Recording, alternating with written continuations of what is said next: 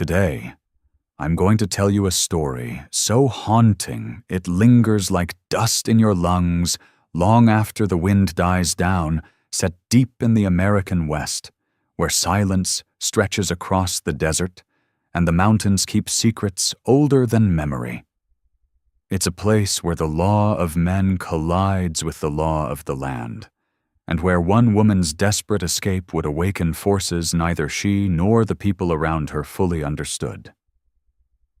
It all began with something small, a sealed letter left on a table, yet powerful enough to tear a life apart and send a young woman running into a wilderness that never forgets. Before we kick off this adventure, don't forget to hit like on the video and let us know in the comments where you're watching from. The adobe walls of Harlan Calder's house in Tucson held the day's heat like a clenched fist.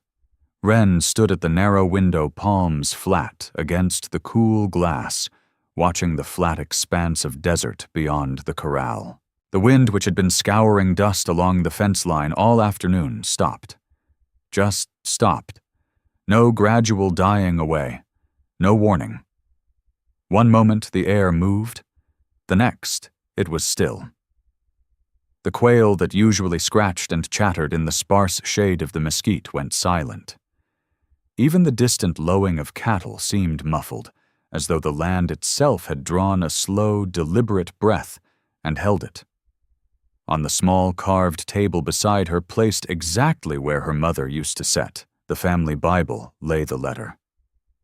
Thick cream paper sealed with red wax impressed by Vance Holt's heavy ring. The seal had cracked when Harlan dropped it there earlier, careless, already turning away to speak with the foreman.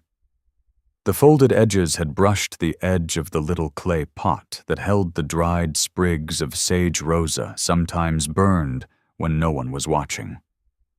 Wren had never liked the smell. Sharp, cleansing, accusing. She did not touch the letter. Her fingers stayed pressed to the glass until the tips went white. Outside, the sun was dropping behind the Catalinas, bleeding orange across the saguaro spines. Inside, the house felt smaller than it ever had.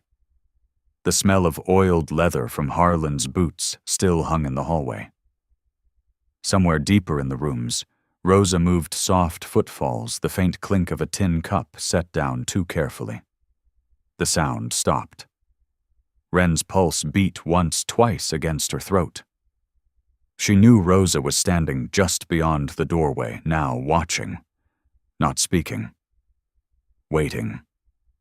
The older woman had raised her after the fever took her mother, had braided her hair when she was small, had taught her how to read the sky for rain, even when Harlan said rain was for fools who didn't dig wells. Rosa knew things Harlan never asked about, and she knew what the letter meant. The silence stretched until it hurt. Wren turned from the window at last. The letter lay there like a stone, dropped into still water. She could pretend she hadn't seen it, could walk past it, let Harlan announce the betrothal tomorrow over supper, as though it were no more than another cattle deal. The house would go on. The walls would stand. The desert outside would keep its own counsel. Or she could pick it up. Read the words she already knew by heart. Admit that the promise inside it had already poisoned the air she breathed in this place. Her hand hovered, not quite touching. From the hallway came the smallest sound, Rosa's boot scuffing once against the packed earth floor, then nothing. Wren closed her eyes. The smell of sage lingered faint but stubborn. Outside, the first coyote lifted a single questioning note into the cooling dark. The land listened. She opened her eyes again. The letter was still there. Her fingers curled into a fist. Somewhere in the house, a door latch clicked soft, deliberate. Rosa had stepped back into shadow. Wren exhaled once a sound, no louder than a breath against dry grass. She turned away from the table, and walked toward the hallway boots, quiet on the plank floor. The letter remained where it was unsealed, untouched. But the silence in the house had changed. It remembered. The moon had cleared the Catalinas by the time the house settled into its night hush. Wren moved through the back hallway on stockinged feet, the planks cool under her soles. The kitchen door stood ajar, a thin stripe of lantern light spilling across the dirt yard. She paused there, listening. Only the faint creak of the windmill turning slow circles beyond the corral. No footsteps from Harlan's room. Not yet. Rosa waited inside, back to the door, bent over the rough pine table. A single tin lamp burned low, throwing long shadows across the adobe walls. The air smelled of wood smoke and the faint sourness of yesterday's coffee grounds. Rosa did not turn when Wren stepped in. She simply reached for the small cloth bundle on the table and pushed it forward without looking up. Wren closed the door behind her, soft as breath. The latch clicked once final. On the table lay the things they had gathered in silence over weeks. A pair of worn cowhide boots, a wool shawl the color of dry earth, a small knife with a bone handle, a leather pouch heavy with silver dollars and a few Mexican pesos. And beside them, half hidden under the shawl's fold, the old silver locket her mother had worn until the fever took her. Wren had not seen it since the burial. Rosa must have kept it hidden all these years. Rosa's fingers brushed the locket, then drew back as though the metal still held heat. She spoke without raising her eyes. "Take it, or leave it, but don't carry what don't belong to you no more." Wren's throat tightened. She reached for the pouch, first feeling the coins shift inside like dry seeds. Her hand hesitated over the locket. The chain was tarnished, the clasp stiff with age. Inside would be the tiny daguerreotype of her mother, young, unsmiling eyes steady. Wren had not looked at it since she was 12. To open it now felt like disturbing a grave. She left it where it lay. Rosa exhaled a sound almost too small to hear. Her hands trembled when she tied the bundle shut with rawhide cord. The tremor was slight, but Wren saw it. Rosa had never trembled before.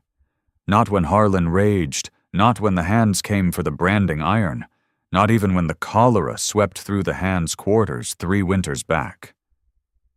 "You sure about this, child?" Rosa asked, voice low, cracked at the edges. Wren met her eyes. The older woman's face was lined deeper than Wren remembered, the skin around her mouth pulled tight. Fear lived there now, quiet, practiced, the kind that had learned to hide. "I'm sure," Wren said. The words tasted like dust. Rosa nodded once. Then Wren pulled away. Rosa opened the back door. Night air rushed in, carrying the smell of cooling sand and distant piñon. Mateo stood just beyond the light, a shadow against the dark trunk of the mesquite. He gave a single small nod. Wren stepped out. The door closed behind her with a soft thud, no latch, no sound of bolt sliding home. She did not look back. The desert night was cold enough to ache the lungs. Wren walked fast, boots sinking into soft sand bundle heavy against her hip. Mateo fell in beside her without a word. They moved between the dark shapes of yucca and cholla, keeping low, avoiding the open wagon track. Behind them, the adobe house crouched against the moonlit plain windows, dark except for the faint glow still leaking from the kitchen. The locket lay on the table where Wren had left it, unopened, untouched, but no longer hidden. The wind started again, low and steady, carrying dust across the yard. It found the open kitchen door and moved inside, stirring the air over the table. The locket chain shifted just once, a faint metallic sigh against the wood. Somewhere far off, a coyote answered the night. Wren kept walking. The freight wagons had circled at the edge of Apache Pass by mid-afternoon, dust hanging thick in the air like smoke that refused to rise. The trading post squatted low against the red rock cliffs. Adobe walls cracked and patched a sagging porch roofed with rusted tin, the smell of old hides and spilled whiskey drifting out through the open door. Soldiers from Fort Bowie lounged against the hitching rail, carbines, slung loose eyes scanning the horizon, more from habit than alarm. Traders barked prices over bundles of mezcal and cured deerskins. Children ran barefoot between the wheels, kicking up more dust. Wren stayed near the supply wagon Cole Ramsey had assigned her back against the tailgate bonnet, pulled low. The wool dress itched against her skin, sweat tracing slow lines down her spine. She kept her hands busy rolling bandages from torn calico, simple work, steady something to anchor her, while the world moved loud around her. Sage Locke worked beside her sleeves, rolled to the elbows, forearms dusted white with flour from the morning's biscuits. Sage glanced at Wren's soft palms, once then away. Said nothing. The silence between them was not unkind, but it carried weight. A shadow passed across the sun. Wren looked up. He stood 20 paces off near the cluster of ponies tied at the far end of the post. Tall, lean, long black hair tied back with a strip of red cloth. Calico shirt traded or taken knife at his belt, catching a thin glint of light. He did not move like the others, did not bargain, did not laugh rough with the soldiers. He simply watched. Not the wagons. Not the soldiers. Her. Their eyes met through the drifting dust. Time thinned. The noise of the post dulled to a low hum in her ears, the clink of coins, the snort of a horse, the low curse of a trader haggling over a hide. None of it reached her. Only the steady black of his gaze, unblinking, measuring, seeing past bonnet and dust-streaked face to whatever lay beneath. Wren felt the pull low in her chest, sharp and unfamiliar, like a hand closing around something fragile. She did not look away. Sage's voice came quiet beside her. "That one's Kai. Chiricahua. Word is he don't bow to nobody, not the army, not his own when they talk peace. Best you keep clear." Wren nodded once slow. Her fingers kept rolling the bandage, but the cloth twisted under her grip. Sage watched her a moment longer, then turned back to the flour sack. The silence between them thickened. Kai did not approach. He simply stood there until the sun shifted and the shadow of the cliff fell across him. Then he turned, swung up on the paint pony with one fluid motion, and rode east along the base of the pass. The dust he raised settled, slow coating everything in a fine red veil. Wren exhaled breath, catching on the dry air. She looked down at her hands. The bandage was ruined, twisted, uneven, useless now. Sage saw it, too. She reached over without comment, took the cloth from Wren's fingers and set it aside. No reprimand. Only the small, deliberate act of moving it out of sight. The afternoon wore on. Wagons were checked. Teams watered fires built low against the coming chill. Wren worked until her shoulders ached, until the sun dropped behind the cliffs, and the first stars pricked the sky. She kept glancing toward the east, where the pass narrowed into shadow. When she finally sat by the small cook fire, knees drawn up, the heat barely reached her. Sage passed her a tin cup of coffee, black and bitter. Wren took it. Their fingers brushed. Sage held her gaze a second longer than necessary. "You ain't used to this life," Sage said, voice low so the others wouldn't hear. "Hands show it. Eyes show it more." Wren stared into the fire. The flames licked slow across dry mesquite. "I'm learning." Sage nodded once. She did not press. Across the circled wagons, the night deepened. Somewhere beyond the pass, a coyote yipped once, sharp and lonely. Wren felt the weight of unseen eyes still on her steady patient waiting. She set the cup down untouched. The fire popped. Sparks rose, drifted, died before they reached the dark. The sun bled low across the Arizona sky, turning the canyon walls the color of old blood. Wren walked upstream from the circled wagon's oak bucket, swinging empty at her side. The creek ran thin here, clear over smooth stones fed by snowmelt that still carried the bite of high peaks. Cottonwoods leaned over the bank's leaves, rustling faint in the cooling air. She knelt at the edge, dipped the bucket, felt the cold shock climb her wrists. She did not hear him come. Only the change in the air, thicker, heavier, like the moment before thunder cracks. The birds quit. The water's murmur seemed to drop away. Wren froze, fingers submerged, bucket half full. She turned slow. Kai stood on the far bank, 10 paces off boots planted in the shallows. Water lapped dark around the moccasins. He had come without sound, without hurry, as though the land itself had parted to let him through. His eyes held hers, steady, unblinking black as wet obsidian. No smile, no threat in the set of his shoulders. Only certainty.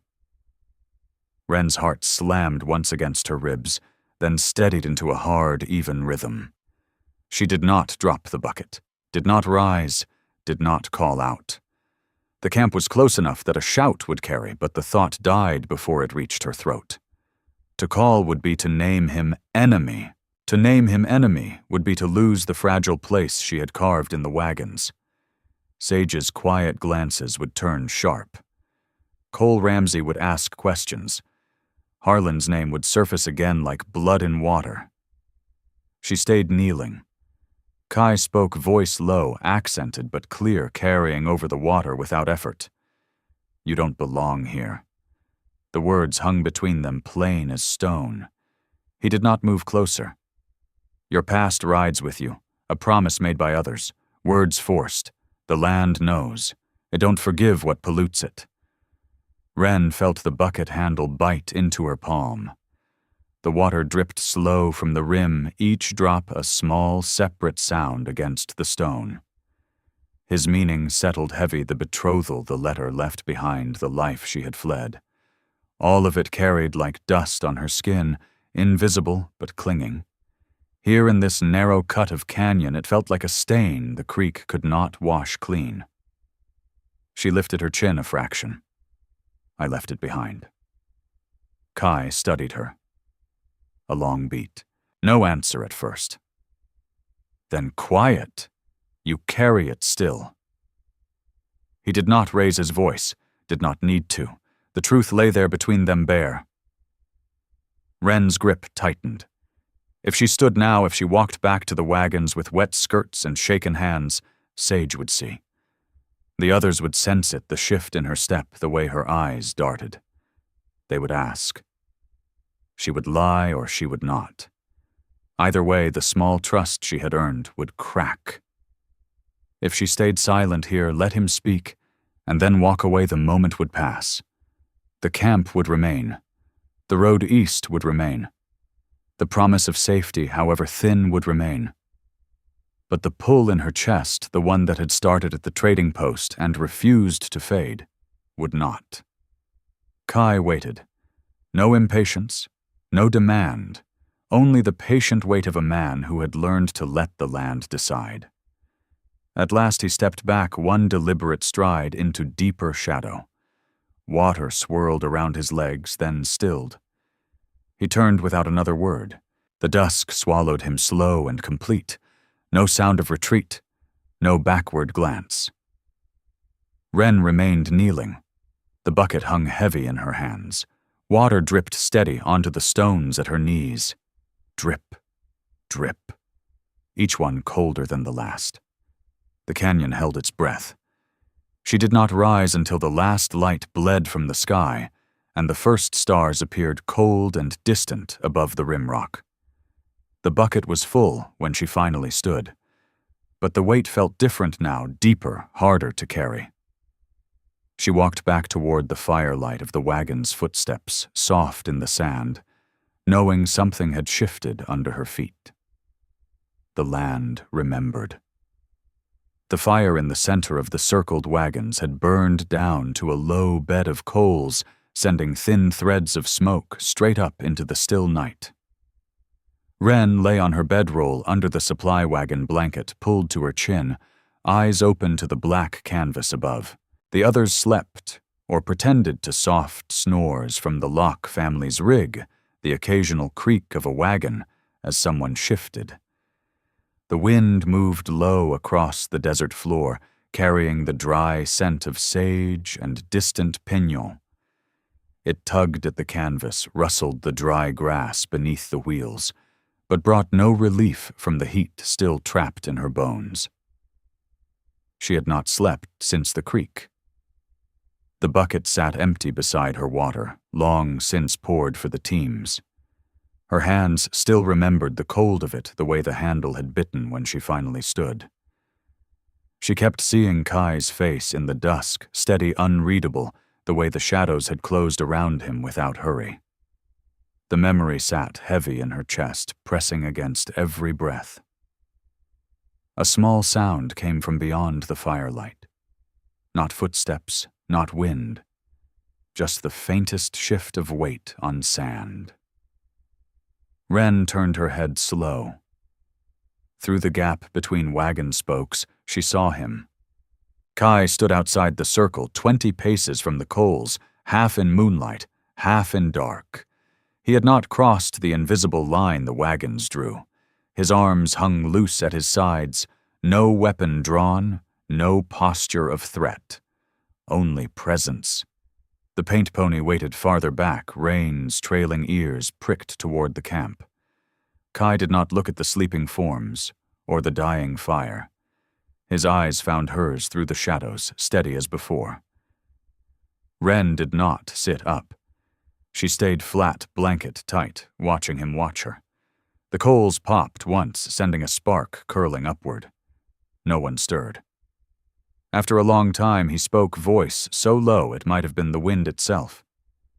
"This train heads into the mountains soon. Sacred ground. My people's ground." He paused. The silence stretched until it felt like another weight on her ribs. "If you stay, what you carry stays. The promise forced on you. The words not yours. The land will know. Water will go bad. Game will vanish. It don't ask why, it only answers." Wren's throat worked. She felt the words settle cold and true. Not a curse spoken in anger. A fact plain as the rock underfoot. She had carried the letters stained since Tucson unopened, but present like smoke in cloth that never quite washes out. Here in this place where the earth listened closer, it felt heavier. Sage Locke rolled over in her sleep, muttered something unintelligible. Her eyes opened a slit, found Wren staring out into the dark, then narrowed. Sage said nothing, but the look lingered sharp questioning. Across the fire, Brody Locke leaned close to Cole Ramsey's voice, a murmur too low to catch.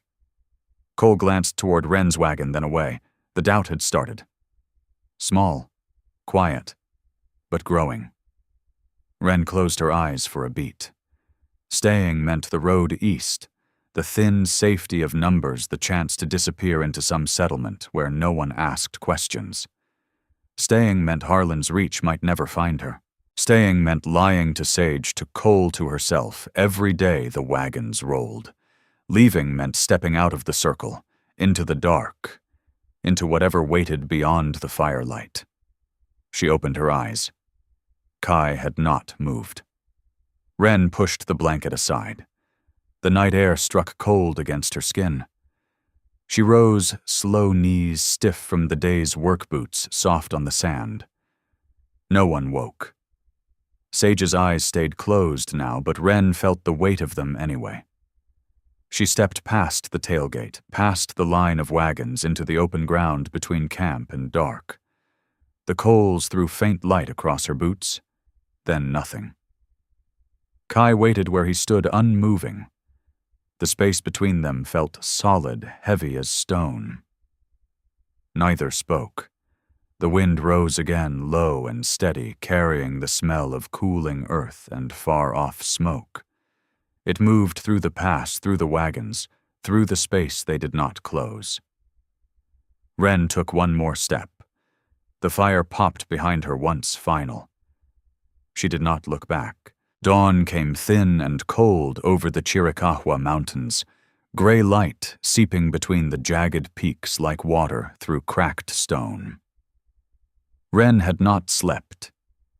She had lain awake under the wagon until the first pale streak appeared in the east, then risen without sound, rolled her blanket and stepped out of the circle. No one stirred. The coals were dead ash. Sagelock's breathing stayed even and deep. Cole Ramsey's rifle rested against his saddle, untouched. She carried only what she could hold, the small bundle of wool and leather, the knife, the pouch of coins. The gray dress clung damp to her back from the night's chill. Her boots left shallow prints in the soft sand as she walked past the last wagon and into open ground. Kai waited where the trail narrowed into rock paint pony ground-tied reins trailing. He did not speak. He only turned and started up the faint path that hugged the canyon wall, narrow, barely more than a goat track, hidden by overhanging scrub and the angle of the cliffs. Wren followed. The climb was slow. Loose shale shifted underfoot, rattling soft against stone. The air grew thinner, sharper with the smell of pine resin and dry earth. Her lungs burned after the first hour. Kai moved ahead without pause, never looking back, but his pace matched hers, deliberate, unhurried. He knew she would follow or she would not. There was no coaxing. They crossed a narrow saddle between two ridges, then dropped into a hidden draw. The walls closed in red rock rising sheer on both sides, blocking the wind. The sound of their steps echoed once, then died. At the far end, the draw opened sudden and silent onto a small valley tucked between peaks, green grass in patches, a thin stream cutting through wickiups of pole and hide scattered in careful order. Smoke rose thin from one fire. Children moved quiet near the water. No one shouted. No one ran to meet them. Nita stood at the mouth of the valley. She was older than Wren had pictured, face-lined deep hair streaked gray, wrapped in a heavy blanket against the morning chill. Her eyes were dark and unblinking, fixed first on Kai, then on Wren. She did not step forward. She waited until they were close enough that Wren could smell the faint smoke on her blanket, the sage rubbed into the wool. Nita spoke in Apache, low and even. Kai listened, then translated without inflection. She says the stranger carries death that is not death, a promise forced words not yet buried. It has touched sacred ground. The law does not forgive. The words landed heavy. Wren felt them settle in her chest like cold lead. Not anger in Nita's voice. Not welcome. Only statement. Fact. The valley had its own memory. The stream, the grass, the rock walls they had seen her step across the line. The old promise the letter left behind, the life she had tried to shed it, clung still invisible but present like dust in the folds of her dress. Kai did not answer his mother at once. He looked at Wren. His hand lifted, slow palm open, then closed again. No reach, no claim, only the small gesture of waiting. Wren glanced back once. The narrow draw they had come through looked smaller, now the trail already fading into shadow. Behind her lay the wagons, the road east, the thin chance of vanishing into some town where Harlan's reach might never stretch. Ahead lay this valley, its rules, its silence, its refusal to bend. She felt the last thread snap inside her. Not dramatic, not loud, just a quiet parting like a worn rope giving way under steady strain. She stepped forward. Nita watched her come. No nod, no word. After a long moment, she turned away, blanket shifting across her shoulders, and walked toward the largest wickiup without looking back. Kai exhaled once, breath visible in the cold air. He reached out then, not to hold, but to guide. His fingers brushed Wren's wrist light, then firm. He led her past the staring eyes of children, past the low murmur of women grinding corn, past the smoke of cook fires that smelled of mesquite and roasted agave.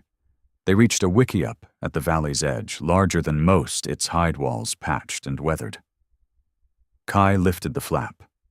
Inside was dim smelling of cedar smoke and tanned deer. Sleeping robes lay folded neat. A small fire pit glowed low in the center. He let the flap fall behind them. Outside, the valley held its silence. No shout followed, no pursuit. Only the soft wind moving through the grass, carrying the scent of pine and distant rain. Wren stood in the half-light bundle still clutched to her chest. Kai did not speak. He only watched her eyes steady, waiting for what came next. The flap stirred once in the breeze, then stilled. Somewhere in the valley, a child laughed short, bright, then gone. The silence returned deeper now, and the land remembered. Weeks had passed in the valley, each one heavier than the last. The sun rose sharp over the red cliffs, burned through the day, then dropped behind the peaks without mercy. Wren had learned the rhythm rise before light-haul water from the stream grind corn, with the women scrape hides until her palms bled and calloused over. She moved among them, quiet eyes down hands, steady. No one spoke to her unless necessary. No one touched her. The silence was not cruel. It was watchful. One morning Nita came for her. The older woman stood outside the wickiup at first light blanket, wrapped tight against the chill face carved from the same stone as the mountains. She did not call. She only waited until Wren stepped out, then turned and walked toward the narrow cleft at the valley's western edge. Wren followed without question. Kai watched from the doorway but did not move. His eyes followed them until the rock swallowed the path. The cleft widened into a steep trail, then narrowed again until they walked single file between sheer walls. The air grew cooler, smelling of damp stone and old pine. No birds sang here. No wind moved. Only the soft scrape of moccasins on rock and the faint drip of water somewhere deep. They reached the mouth of a low cave. Black opening in the cliff face, framed by a low cairn of smooth stones. Nita stopped at the threshold. She did not enter. She turned to Wren, eyes dark and level. Wren halted 3 paces back.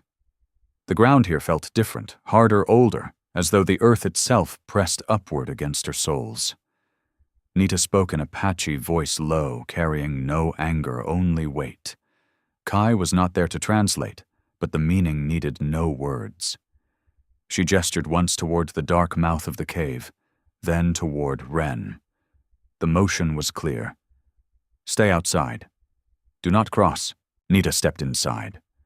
Wren heard the soft rustle of blanket against stone, the faint scrape of something being lifted, perhaps a small bundle of sage or bone. Smoke rose thin from within, carrying the sharp cleansing scent of burning herbs.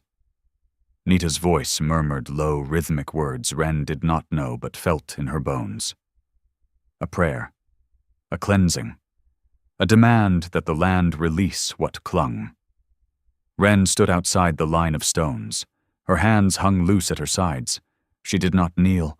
She did not bow. She only waited breath-shallow, feeling the cave breathe back at her cool, damp ancient. Nita emerged after a time that felt endless. Smoke clung to her blanket. She looked at Wren, not into her eyes, but past them, as though seeing something that stood behind her. She spoke again, softer now, still in Apache.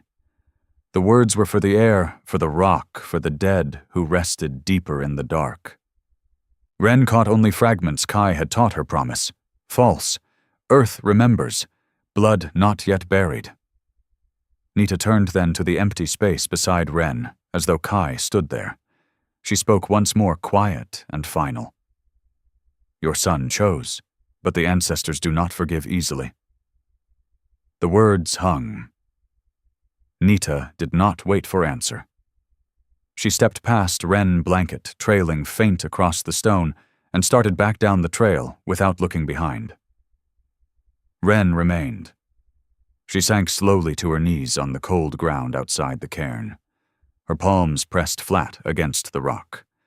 It was rough, unyielding, still holding the chill of night.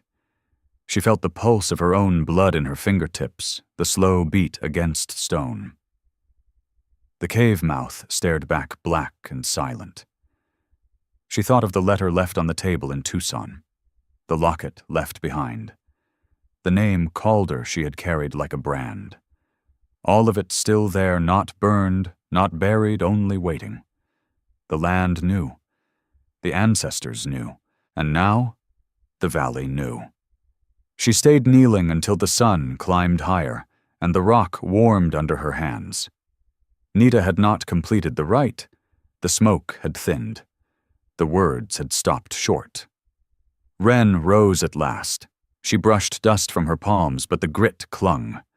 She turned down the trail, footsteps, soft, deliberate. Behind her, the cave mouth remained open, dark, waiting.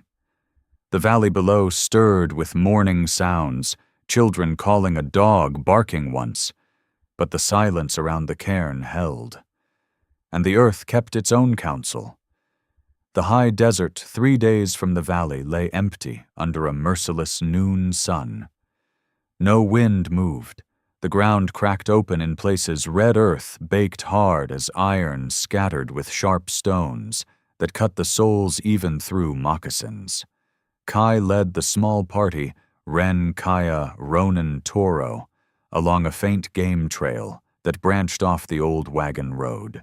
They carried little Wren's old gray dress folded tight, a fresh deer hide, still wet from the morning kill a small skin of blood.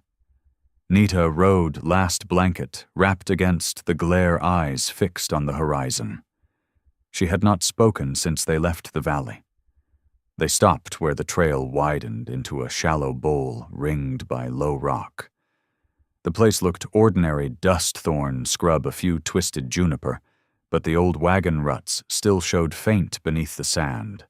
Signs of white men, signs of passage. Kai knelt first.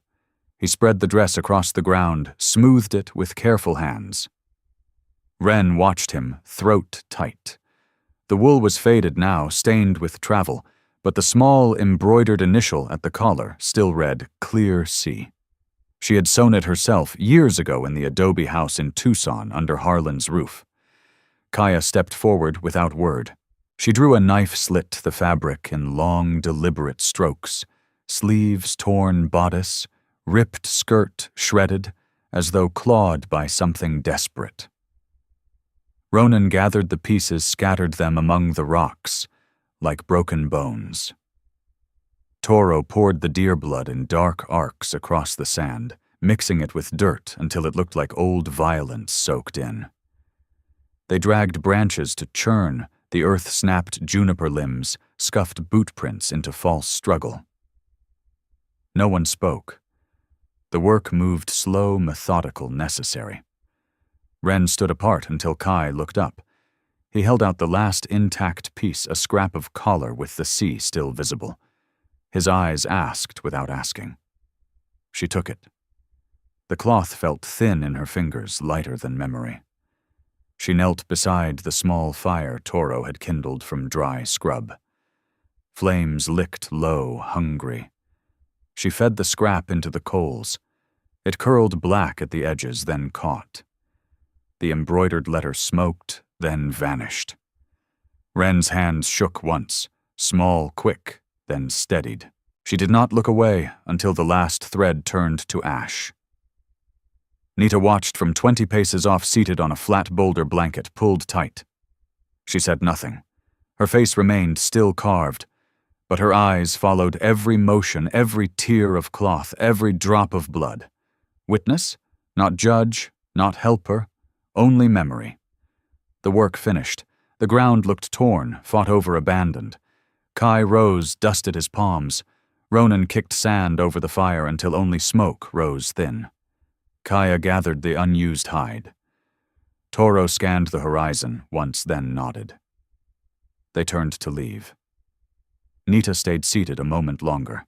She leaned forward, palm flat against the earth beside the stained sand. Her lips moved soundless at first, then a single whisper carried on the still air. The land has seen. She rose then, slow blanket trailing dust. She walked past Wren without glance, past the others, back toward the hidden trail. No farewell. No blessing. Wren lingered last. The ash of the collar lay scattered among the rocks, gray against red. She felt the weight lift inside her freedom, sharp and real, but the lift came with a hollow ache beneath. The name Calder was gone from cloth, but not from bone. The promise she had fled still echoed somewhere deep unburied, and the land had taken note. Kai waited at the trailhead. He did not reach for her. He only stood patient the way the mountain stood. She stepped away from the false grave. The sun burned high, now shadows short and black. Behind them the staged ground lay silent, waiting for whoever would find it. They walked into the narrow draw. The valley waited beyond. But the whisper lingered in the air long after they were gone. The land had seen. The spring of 1880 came late to the Chiricahua Mountains. Snow clung stubborn to the high ridges, melting slow into swollen creeks that ran muddy and cold. Inside the wickiup, the air was thick with the smell of cedar smoke, sweat, and the sharp iron tang of blood. Wren lay on piled robes, knees drawn, high breath, coming in short, ragged bursts. Pain rolled through her like slow thunder wave after wave, each one deeper, each one stealing more air. Kaya knelt at her side, hands steady pressing a damp cloth to Wren's forehead. She murmured low words in Apache, not commands, only rhythm to match the labor. Nita stood near the door, flap blanket, wrapped tight arms folded. She did not approach. She watched. The fire in the center pit burned low coals glowing red against the packed earth floor. Shadows moved across the hide walls, long and thin. Hours passed. Wren's grip on Kaya's wrist tightened until the knuckles showed white. She bit down on the leather strap Kaya had placed between her teeth, tasting salt and hide. No cry escaped, only breath harsh, measured, refusing to break. When the child finally came slick and red, the wickiup filled with his thin, furious wail, Kaya lifted him quick, wiped him with soft rabbit skin, wrapped him in clean wool. She placed him on Wren's chest. Wren's arms closed around him without thought. The weight was small, warm, alive. His cries quieted against her skin. She felt the rapid flutter of his heart against hers, the small fists curling into her collarbone. She looked down at the dark hair already thick, the eyes half open, and dark as his father's. The boy carried both worlds in his blood, her pale skin flushed from the effort, Kai's sharp features in the shape of his brow, his nose. Two lines meeting in one small body. The valley would see it. The ancestors would see it. Kaya smiled once, small tired, then stepped back to tend the afterbirth. Nita remained at the door.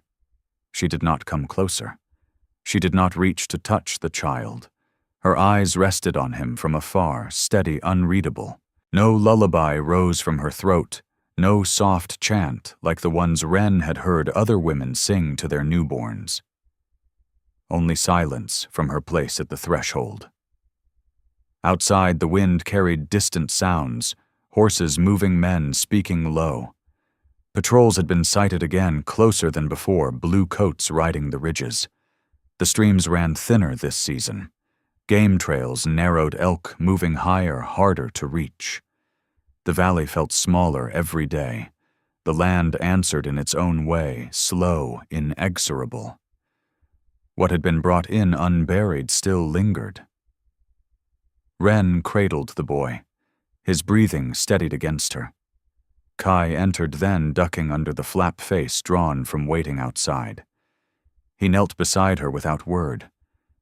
His hand rested light on her shoulder, then moved to the child's head. Fingers brushed the dark hair, once gentle. He looked at Wren. No question. Only the quiet acceptance of what was. She met his eyes. "Little Hawk," she said, voice rough from hours of silence. Kai nodded once. The name settled between them, simple fitting. Nita turned then. She stepped outside without glance back. The flap fell shut behind her. The valley beyond was quiet, children playing near the stream, a dog barking, once wind moving through the grass. But inside the wickiup, the silence stretched longer than before. Wren held her son close. His small hand opened against her skin. She felt the joy of him, sharp and real, but beneath it the scar of knowing this child would carry the mark of two bloods, two truths. The ancestors would not forget. The land would not forget. Kai leaned closer, forehead resting against hers for a single breath. No words, only the warmth of him, the weight of them all together. Outside, Nita's shadow passed the door flap once, then was gone. The fire burned low. The child slept, and the silence held heavy with what could not be undone. The night sky over the Chiricahua Valley in 1883 stretched black and endless stars, sharp as flint chips scattered across it. At the valley's rim, a small fire burned low, fed by dry juniper that snapped and hissed. Wren stood beside it, blanket loose around her shoulders, the wool heavy with the day's dust. Kai held Little Hawk on one arm, the boy 3 winters old now, head resting against his father's shoulder, dark hair tangled from running through the grass all day. The child breathed slow, and even in sleep, small fist curled against Kai's collarbone. Nita approached from the shadow steps, deliberate on the hard-packed earth. She carried a small clay bowl filled with gray ash remains of the last sage bundle burned for the ancestors. No drum, no song. Only the quiet crunch of her moccasins and the faint metallic scent of cooled embers clinging to her blanket. She stopped at the fire's edge. The flames threw light across her lined face, deepening the grooves around her eyes. She did not speak at first. She only looked at the 3 of them, Wren, Kai, the sleeping child, then down at the ground between her feet. Wren felt the air shift heavier now. The wind moved low across the rim, carrying distant smoke, thin, acrid, the kind that came from far-off campfires or patrol fires burning late. Blue coats had ridden closer this season, their trails cutting nearer the hidden passes. Water ran thinner in the streams. Deer moved higher, scarcer. The valley tightened day by day like a hand closing slow. Nita dipped her fingers into the ash. She knelt, palm open, and let a thin stream fall to the earth. The gray powder settled without sound, mingling with the red dust. She murmured once, low, almost lost in the wind words an Apache Wren had come to know, by feel more than meaning ancestors. Ground, seen. The rite should have carried on. A full chant. A song to bind the ash to the soil, to ask the land to hold what had been given. Nita's voice stopped short. Her hand paused above the earth. She did not finish the motion. The last pinch of ash stayed between her fingers unoffered. She rose slow. Her eyes lifted not to Wren or Kai, but to Little Hawk. The boy slept on unaware cheek pressed to his father's shirt. Nita looked at him a long moment. No reach, no touch, only the steady gaze of one who remembered every step that had led here. She spoke then, voice quiet enough the wind almost took it. The land has seen all, the words hung. No blessing followed, no curse, only truth, plain and unadorned. Nita turned. She walked into the dark, beyond the firelight blanket trailing faint across the stone. Her shadow stretched long, then vanished among the rocks. Wren stood motionless. The fire popped once, sending a spark upward. It died before it reached the stars. She reached for Kai's free hand. His fingers closed around hers, warm, calloused, steady. Little Hawk stirred in his sleep, sighed once, then settled deeper against his father's shoulder. They remained there, 3 figures, at the rim, fire dying low between them. The wind rose again, carrying the distant smoke closer, now faint but unmistakable. Patrols. Soldiers. The slow press of a world that did not ask permission. No one spoke. The fire burned smaller. Coals glowed red, then dimmed. Wren looked up at the wide sky. Stars turned overhead cold and uncaring. Below the valley slept Wikiup's dark stream, murmuring faint children safe for one more night. The land remembered. They stood in silence, hand in hand, the boy asleep between them. No promise of peace, no vow of victory, only the wind, the stars, and the quiet weight of what had been chosen. The coals gave one last soft crackle. Then nothing but the dark. Finally, let me send my deep thanks to you. Thank you for listening, and for allowing this story to speak to your heart. The Wild West still holds countless truths, some painful, some tender, all worth remembering. Stay with us, subscribe, comment, and invite others to discover these untamed stories, from our hearts to yours. Thank you for being part of this journey. Aviso legal barra disclaimer. Each story shared here is produced for storytelling enjoyment. Certain scenes may include fictional or dramatized elements inspired by historical circumstances. Although AI tools assist us in visuals narration and script development, the emotional tone, editing, and quality control are conducted by people to ensure meaningful experiences. We fully uphold YouTube's policies, using no deceptive recreations or impersonations of real individuals. All creative resources are properly licensed. Unauthorized copying, re-uploading, or remixing is not permitted. Thank you for supporting the effort behind every episode we create.